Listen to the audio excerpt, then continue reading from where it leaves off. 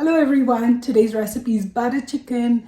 It's a great recipe, Masterchef worthy. So try it. I hope you enjoy it, and if you make it with my recipe, do remember to comment. I would love to hear from you. I'm so excited to share this recipe. So let's start. So this is the night before I'm going to marinate the chicken. I'm making this recipe for 6 people, so I will use boneless, skinless chicken thighs, 12 of them. So here I've taken about 4 to 5 tablespoons of plain yogurt. I'm going to add to this about 2 teaspoons of lemon juice, salt to taste. I guess I had to come back and add a little bit more.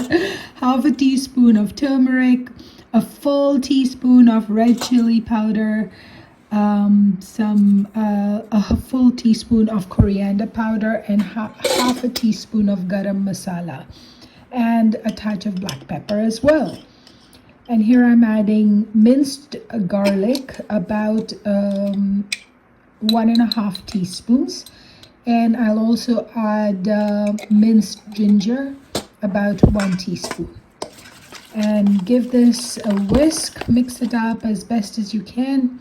And then I'll marinate my chicken thighs. These are boneless, skinless chicken thighs. I'm going to marinate them whole. I'm also going to roast them whole, so I'll only cut them afterwards into bite-sized pieces. I find that this keeps the chicken tender. So here I am. I've got the first 4 dipped in my marinade. I like to dip each one separately, and of course I'm going to, stab it with a fork so that the marinade gets really into the thighs when I leave it in the refrigerator overnight. So I'm going to go ahead. I've done all my 12. This is my last chicken thigh. So I'm sopping up all my marinade and adding it to my Tupperware container. And then I'm going to stab it more with that fork just to make sure it's nice and ready to rest overnight and get all happy in all the spices. At the same time, I'm also going to soak about 1/3 cup of cashews. These are just broken up cooking cashews. I will soak these overnight as well. So this is the next morning. I'm going to start on my sauce. I've got my baking tray ready because I do like to roast the vegetables for the sauce in the oven. I don't like to cook it in the pan like the traditional recipe. And what I found is that when I roast the vegetables in the oven, then it comes out very nice and roasted, and it will have some of the charred bits which will give it a nice flavor as well. So I took 1 huge onion and half of a medium onion as well, and about 11 of the small tomatoes. I was debating if I needed all of them, and then I decided I was going to use all of them. Because in volume you want the two to be sort of equal. So here I am. I'm going to salt my veggies. I'm going to salt them well. So in my baking tray, I've lined it with foil, and I had also sprayed some oil on it before I put the veggies on.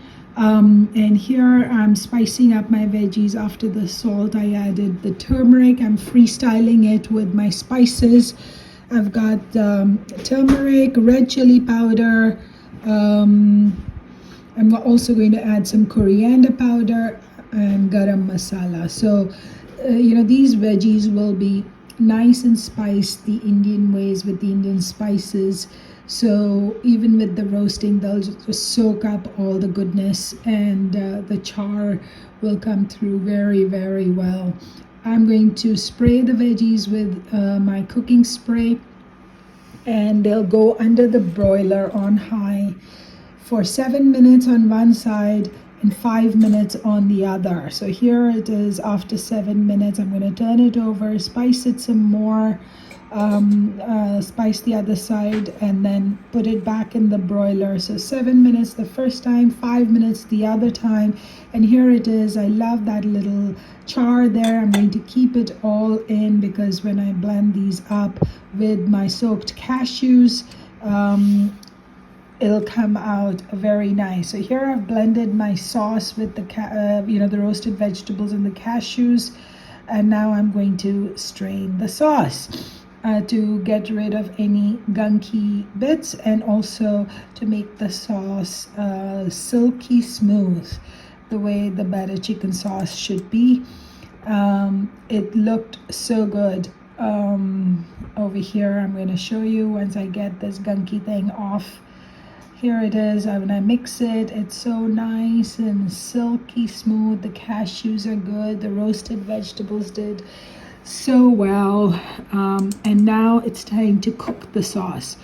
I've put it on the stovetop, and I will add the most essential part of the recipe, the butter. You can see I've added, I would say, maybe a tablespoon and a half of butter.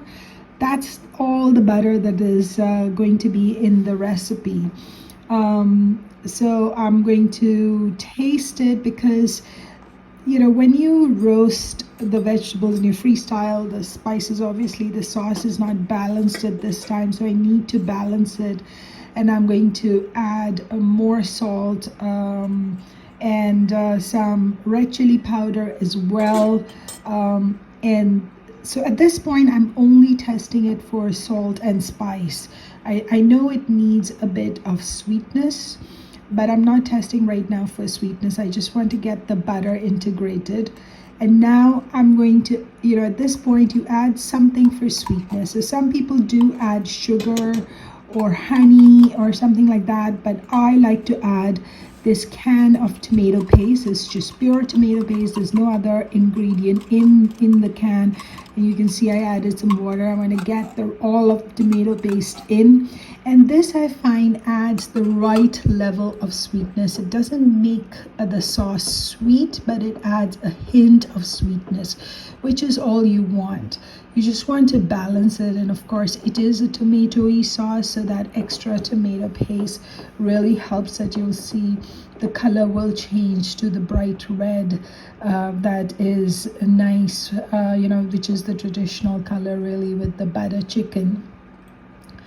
And so I've integrated it. I'm testing it now. This time I'm testing it for sweetness. I'm happy with it. And I'm going to add the final ingredient for the sauce, which is the kasuri methi. I rub it in, in my palms, and I add it just to crush it well. And I will integrate that. And the sauce is pretty much ready. Just needs to boil away for about 5-10 minutes. And I will leave it on very low heat to do its thing and assimilate.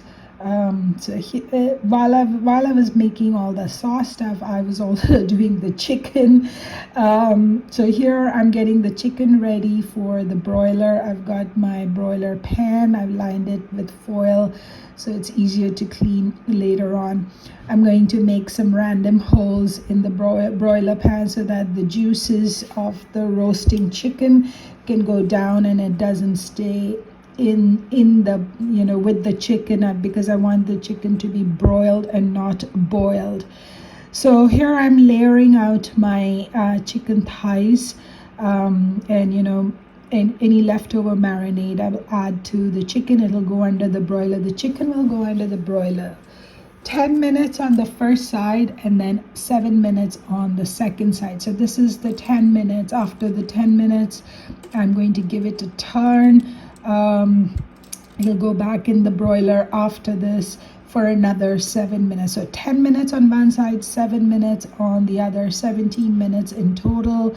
It looks great. I'm just checking it. Here I'll show you. It's got the little roasty bits on it. It's wonderful. This is what will really help the final taste of the butter chicken. Now at this point, I will cut it up into bite-sized pieces, and it is hot, so be careful at this point. Oh, I did let it rest for about 5 minutes before I cut it. So yeah, let it rest for about 5 minutes and then cut it up into bite-sized pieces. Add it to your simmering sauce. Mix everything up well, and at this point the sauce is really nice and thick, so it'll make a mess as it simmers, so keep your heat low.